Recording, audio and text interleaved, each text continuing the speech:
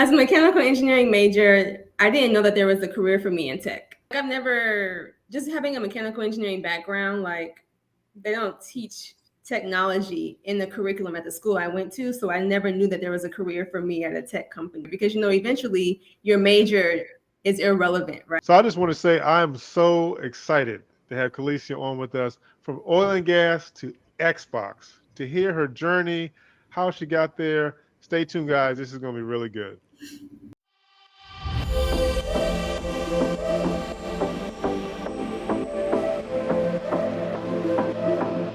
Well, so anyway, so you obviously you were successful in your interview. You landed in the company. So talk about so you mentioned you work in Xbox. Now everybody knows what Xbox is, but what was your first job in Xbox, and what were you responsible for? If you can sort of paint that picture for those who are watching. And by the way, for those watching, this is a good time to like and subscribe. And then if you've got questions about some of the experiences that Calicia had, or if you have questions, or if you have experience around changing careers, please make a comment about that as well. So, Calicia, can you talk about what your initial roles were, what your initial role was at Microsoft? Sure. So my initial role was how to increase utilization on our Xbox servers. So look at Office. Office, their highest utilization is when people are at work, right? From 8 to 5. People are sending emails, they're using Outlook, they're using Excel, Word, high utilization. On the opposite side of that, you have Xbox. People are playing games once they're at home, out of school. So our utilization is completely opposite, probably from 4 p.m. to 2 a.m. So we're like, we're paying for these servers in the data center, but during the daytime, they're not being used. So how can we increase our utilization to kind of, drive down our operating costs? So we were working with several internal teams to see, if there's any workloads that we could actually use on our Xbox servers. We have this awesome GPU that I'm sure we're positive some other team could utilize just for testing or whatever kind of workloads they had. We worked a lot with Microsoft Research for just different data sets that they had to run. So that was my first role at Microsoft. That sounds a very technical role, a deep role for not having any technology Yeah. background at all. That's amazing. That's amazing. Yeah, I literally had to record every meeting and then go back and listen to it just so I can take notes and ask questions, because during the meeting I have no idea what you're talking about. And I think that's where the imposter syndrome comes in for a lot of people. They're like, oh man, because you want to join this big company, you want to make an immediate impact, but no, that's not always going to happen. You really have to give yourself some grace to just sit back, observe, listen, ask questions, and just learn. And it literally took me my whole first year to just figure out what the heck I'm supposed to be doing. And so you just have to really be patient, honestly. Yeah, you were patient and you were confident, and you had a process and a plan, which is excellent. Yeah. Yeah, you definitely created a plan and a roadmap for yourself to be successful. So you didn't just flounder around. You took specific actions that you just laid out. So, but you touched on something that many people deal with. You talked about imposter syndrome. I felt that at points in my career. Can you talk about how that impacted you coming into this new, very understandable, coming into a new space, new domains, new technologies? Talk about how that impacted you and what you did to overcome it. Yeah, I really have to give kudos to my first manager, because when I was negotiating, during my, once I received my Microsoft offer, I was requesting to be brought in at a higher level. And he was like, no, let's bring you in at this lower level, build you up that first year. Because he's like, once you get into Microsoft, it's going to take you, it's a lot. And I really didn't understand what that actually meant. So we had a long conversation before I accepted the offer. He was like, I want you to succeed. I want you to be successful. I'm here to make that happen. And I really trusted him when he said that. So I was like, okay, I'm just going to come in at this level. And he did just that. So yes, he was correct that it was overwhelming. I did whatever I had to do just to learn and make an impact where I could help. If somebody said, "Oh, I'll take that," I'm like, "Hey, can I help you with that?" Just so I can learn as well and just provide as much input and as I possibly could, and just try to take on new different projects. I always remember in oil and gas, like they always say, raise your hand for projects that nobody else wants to do because it's a high visibility. And so I've always just had that mindset, like I'll just figure it out, but give it to me and I'll work on it and I'll figure it out. So I think just with that experience and trusting my manager, him just being also a mentor to me, my first role in big tech was just super, super helpful. So that kind of helped me just overcome that and give myself some grace, because we would have one-on-ones where it would just became a vent session where I felt like I'm just useless on the team because I'm not like actively doing anything. But he was like, no, you are doing something. You're asking the right questions. You're challenging people's thought process. Because a lot of times people get complacent, and they're so used to doing things a certain way. He's like, you bring fresh eyes to the team as somebody coming from a whole different industry and challenging the way we do certain things. So I think that's how I really overcame it. Yeah, that's amazing to say you built a relationship with your manager and had clear communication channels. Tell me a little bit too how you continue to build your network once you got into Microsoft. You started off prior to getting the job building a network and researching. Did that stop once you got into Microsoft? Tell me a little bit about that. Yeah, I think my first 2-3 months, I've had tons of one-on-ones with literally everyone that put congratulations, welcome to Microsoft on my LinkedIn post. I literally set up one-on-ones with every single one of those people to just learn more about them. Microsoft is a huge organization, and you can't really tell what someone does just based on their title. So I was able to learn so much. That's probably how I ran into tech sales. I'm like, oh, tech sales, education. It's just so many things. So I continue to build my network at Microsoft. Now I'm the incoming chair of Blacks at Microsoft Houston chapter. So that allows me to meet tons of people that I otherwise wouldn't meet. We actually went to New York back in February to visit NASDAQ. So I was able to meet others that are part of the Blacks at Microsoft in New York, go to the New York office.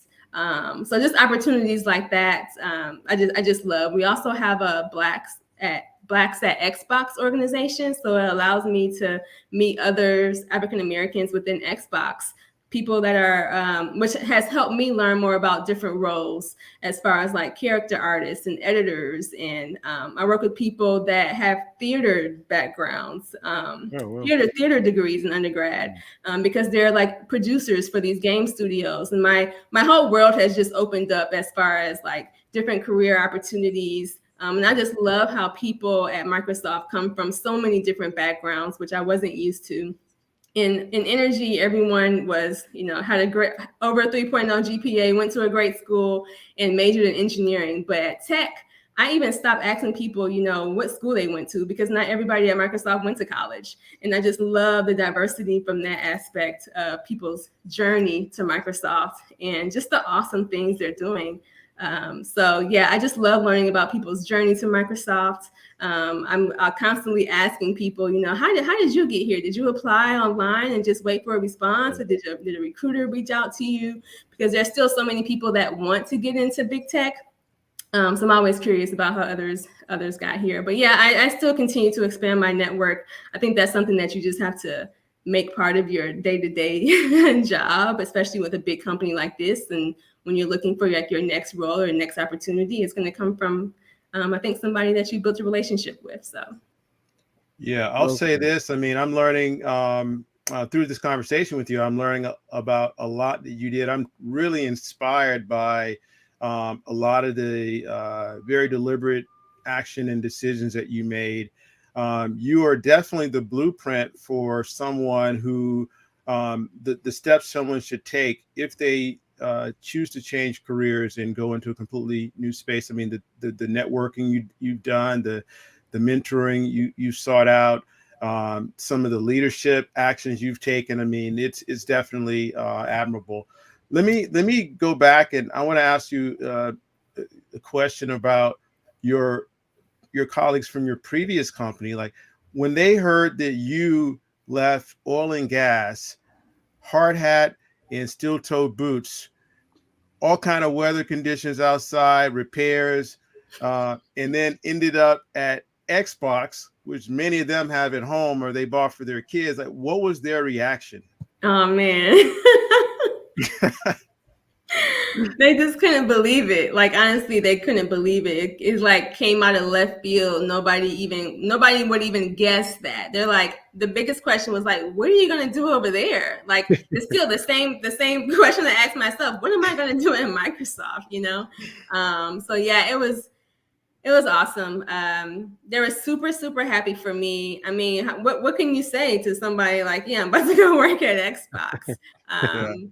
So yeah, they were super excited for me. And I really think that I inspired a lot of those folks as well, just taking that leap of faith and trying something completely outside the box from what I was used to. Because it's so easy, especially in Houston, to get really, really complacent with the energy industry being like the hub of tech, like in Texas. So to go out and step out with a job at Xbox was like unheard of, you know. So I think I really inspire people. I was on meetings like my last couple of weeks, like, hey, can you what's your personal email? What's your number? Can you send me your recruiter's name? How did you do it? That's the biggest question. How did you do that? Like, Right. So I'm like, my story may not be your story. There's several different ways. It's like, I don't have a magic wand. I don't have this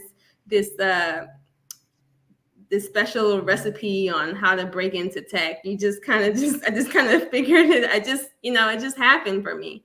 Well, I think you're not giving yourself enough credit. And so let me ask you this. I mean, this is, for me, I mean, this is the last question I can think of.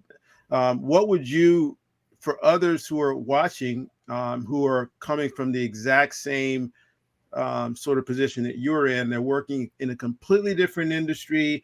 They've built skills within that space that they think are not applicable in tech to the best of their knowledge, and they want to work for a tech company. It doesn't have to be Microsoft. There's lots of other tech companies out there. What advice would you give those watching this to find their way into tech? Yeah, I would just say, do some self-reflection. What is it that drives you? And don't focus on your actual job title. Focus on your day-to-day tasks. There are so many skills that we develop just through our day-to-day tasks that are transferable. I think about teachers. There's a lot of teachers that, are looking to leave the classroom and get over to tech. And they have tons of skills, right? I work with fifth grade. I work with people that used to be elementary school teachers. Now they're content developers for products at Microsoft, or they are in the learning and training organization, teaching people how to use different softwares, or they're in sales, selling different educational products to these K through 12 school districts or higher education. Like, there's so many skills that we kind of overlook. And Chat GPT can actually help you identify what those skills are, based on the job description that you're looking for. But do some self-reflection, look at the day-to-day tasks that you have, and always bet on yourself. At this point in my life, I think I'm more fearful of regret than failure. I'm always going to bet on myself. And I don't want to live in regret. So just step out on faith and, network with people on LinkedIn. LinkedIn is a great networking tool. I find that networking on LinkedIn is better than not better, but quite different than going to face-to-face networking events. When you're face-to-face networking events, you just see people, you don't really know what they do, what background they have. And sometimes when you're talking to them, it's like this awkward silent moment where it's like, okay, you're not really the person that I need to talk to. Let me go over here, But on LinkedIn, You can punch somebody's name in, look at their background. You can see how long they've been at the company, what school they went to, what their major is, read their about section, see the activity that they've been engaging with on LinkedIn. And you can come up with several questions that you can ask in your initial outreach. So you can be very, very intentional networking on LinkedIn, So don't be afraid to send that cold message. I know there's a lot of introverts that are like, oh my God, but they don't know me. What are they going to think? Am I going to be bothering them? No, send it, press send and send it anyway. You just never know who's going to respond. And not everybody responds to my messages either. So you're going to have people that respond, some that don't respond, but just keep going. So all you need is one yes. That's it. Just one. And you're good to go from there. Very powerful. Nice. Yeah, I think that's a great way to close. Dave, I don't know, did you have any other questions you wanted to ask? No, she covered it very well. Calicia, I just want to say thank you for your time, sharing your journey. It's been inspiring. We've been at this for a long time, but it's good to kind of step back and look at those, how they started, who are been doing it for a couple of years, but still early in their journey and are successful and got a plan. So thank you very much. Thank you for the opportunity. I appreciate it. Thank you so much again. So, Calicia, thank you for your time again. And everyone else watching this, hopefully you can take inspiration and some ideas from this session. Please like and subscribe. Take care, guys. Thanks.